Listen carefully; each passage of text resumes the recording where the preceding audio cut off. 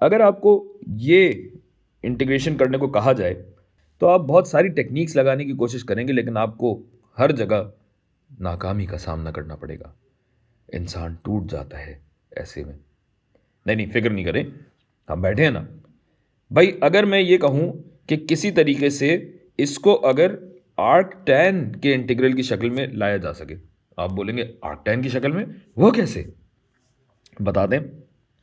उसके लिए आप ये करें कि ये जो नीचे वाला हिस्सा है, जेली हिस्सा जो है फ्रैक्शन का, डिनोमिनेटर, इसकी शक्ल अगर स्क्वायर कंप्लीट करके किसी दूसरी शक्ल में लाई जा सके तो शायद ये मुमकिन हो। तो चलिए पहले ज़रा हम स्क्वायर कंप्लीट करके देखते हैं। अगर मैं डिनोमिनेटर में से 1/5 कॉमन निकाल लूँ तो ये हो जाता है 1/x² माइनस 6x जमा 13 dx। और अब स्क्वायर कंप्लीट करने के लिए मुझे क्या करना होता है? पहले तो सारी चीज़ें वैसी की वैसी लिखनी होती हैं, फिर आएंगे ना स्क्वायर कंप्लीट करने पे। अच्छा जी, x² माइनस 6x, ये +13 को ज़रा सा साइड पे करेंगे। और स्क्वायर कंप्लीट करने के लिए हम ज़्यादा टाइम नहीं लगाते, हम ये देखते हैं कि x का जो कोएफिशिएंट है इसको हम डिवाइड करें 2 से और इसको स्क्वायर कर दें और इसे यहाँ जमा कर दें। जगह ही नहीं बची भाई, यहाँ जमा कर दें। अब चूंकि जमा किया है तो हमें इसे सब्ट्रैक्ट भी करना ही पड़ेगा ताकि ये जो पूरी हमारी इक्वेशन है इस पर कोई असर ना पड़े। तो 6/2 होता है 3, 3 का स्क्वायर हो जाता है 9, तो मैं 9 लिख देता हूँ यहाँ पे दोनों जगहों पे। अरे आप कहाँ चले गए भाई? ये लें। तो +9 -9, और अब मेरे पास कुछ शक्ल निकलना शुरू हो गई है। इंटीग्रल 1 बटा ये पूरा बन जाता है x-3 का होल स्क्वायर, और 13 में से 9 निकालेंगे तो बचेगा dx। लगाना भूल जाता हूँ हमेशा मैं, कोई मसला नहीं है लेकिन। अच्छा जी, अब इस 4 को अगर मैं 2 का स्क्वायर लिख दूं, और क्यों लिख रहा हूं ये भी आपको अभी समझ में आएगा। 2 का स्क्वायर ले लेता हूं और 2 के स्क्वायर से इस पूरी चीज़ को अगर मैं डिवाइड कर दूं तो ये हो जाएगा 1/x-3 का whole square divided by 2 square जमा 1, और ये 1/5 था बाहर।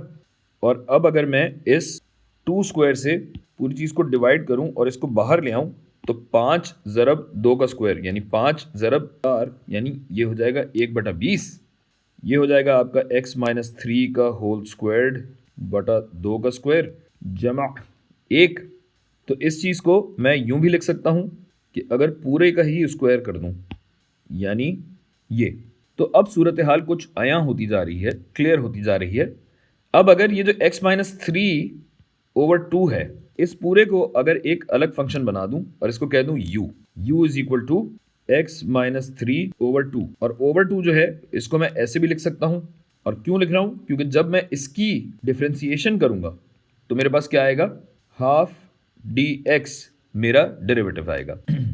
गोया अब इस पूरे इंटीग्रल को कुछ ऐसे लिखा जा सकता है, 1/x-3/2 जो है वो u था, तो u का स्क्वायर्ड और dx भी आएगा। अच्छा, अब ये जो 1 है, अगर इसमें से आधा मैं कॉमन लेके बाहर निकाल लूँ तो ये क्या हो जाएगा भाई? ये हो जाएगा हाफ, और जो बाहर 1/20 था, जब मैं आधा बाहर निकालूंगा तो ये हो जाएगा 1/10। और अब मैं देख सकता हूं कि हाफ dx जो है वो तो du के बराबर था, लिहाजा ये अब बन जाएगा 1/10 इंटीग्रल 1/u² जमा 1 du। और इस शक्ल को देख के आपको याद आएगा कि ये आर्क टैन का डिफरेंशियल होता है, और ये सब देख के आपको याद आएगा कि ये आर्क टैन का इंटीग्रल होता है। यानी अब ये शक्ल बन जाएगी 1/10 आर्क टैन u का जमा c, सॉरी कैपिटल C होता है, कांस्टेंट। और अब अगर इसमें u वापस डाल लिया जाए तो ये हो जाएगा आर्क टैन x-3/2 जमा c, और ये हमारा जवाब है।